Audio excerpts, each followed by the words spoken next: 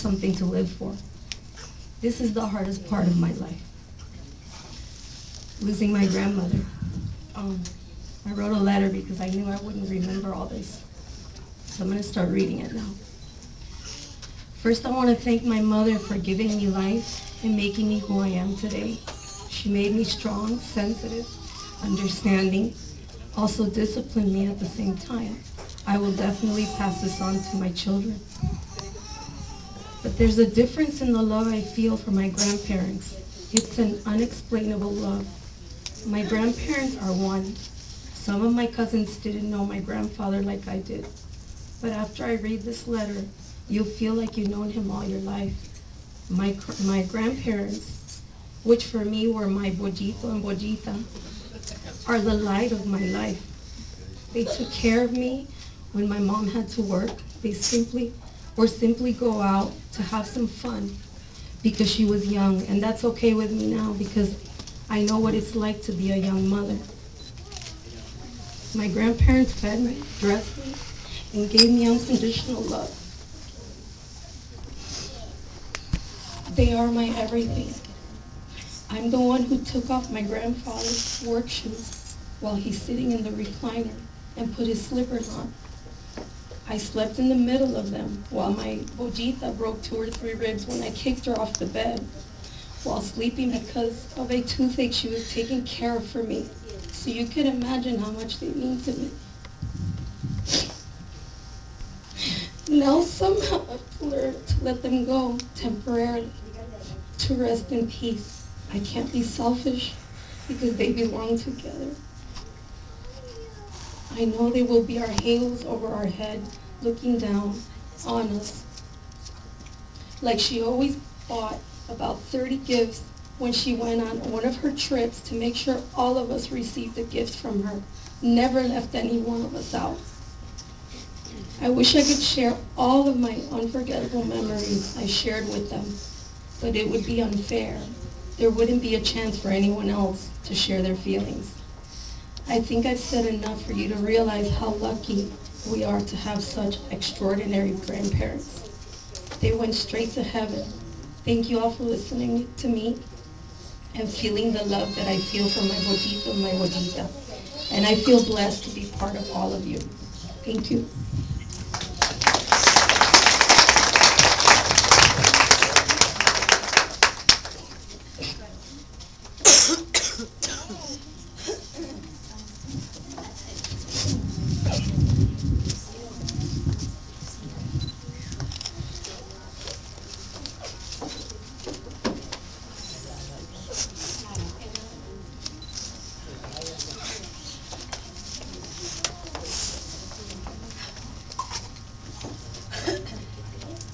So it would have been smart to write down my feelings, but that would be too predictable.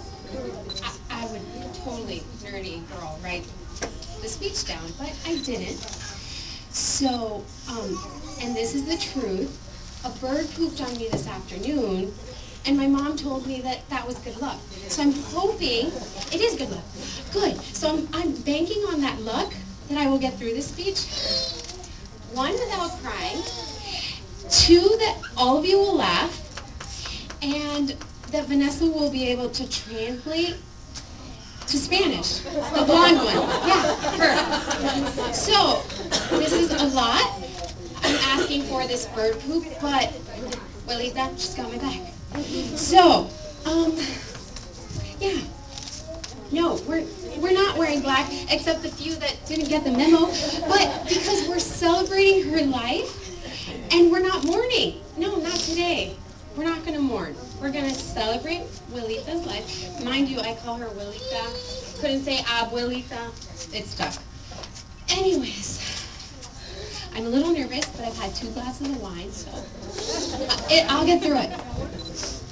So I thought I would share my memories and my grieving process, which I know we all have a different way of grieving, and that's okay. But if I can share that with you, and maybe you're caught up in one of the moments I was caught up in, and we can learn something from each other, considering that we're all family and that we're all here because of Lily, the Mama Grace, then I'm okay, and I can really be happy with that. So I start by saying that I saw my grandma, Lolita, in 3 different lights. And I want to say the first light was when I was a little girl, and I would go over when Mom and Dad were going to Mexico to go to Cancun, and we had to stay with her. Little did we know, that's where we would learn everything we know, and the courage to feed the ducks, which then we brought the baby duck to Abuelita, and she's like, oh, ¿cómo se te ocurre go get that baby duck back to the duck? And we're like, well, you taught us to be like this brave little girls, and we brought you back this cute little yellow duck. Can we keep it, please? She's like, no, you better go take it back. We're like, fine.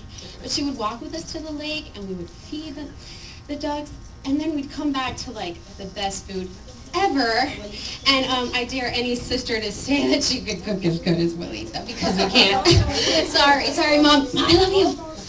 Anyways, and then after 12 hours at the pool, where she literally got us by the hair and was like, all right, you gotta get out of the pool, the pool's closed. We're like, no, we gotta stay.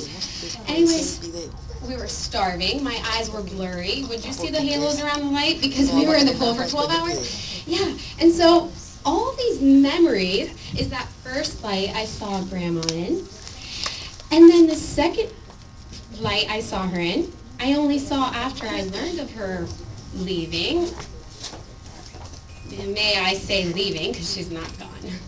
And I felt so guilty for that time where I wasn't as active as I wish I was. And I was angry that she was gone, and that was so selfish of me, and I've only learned that now.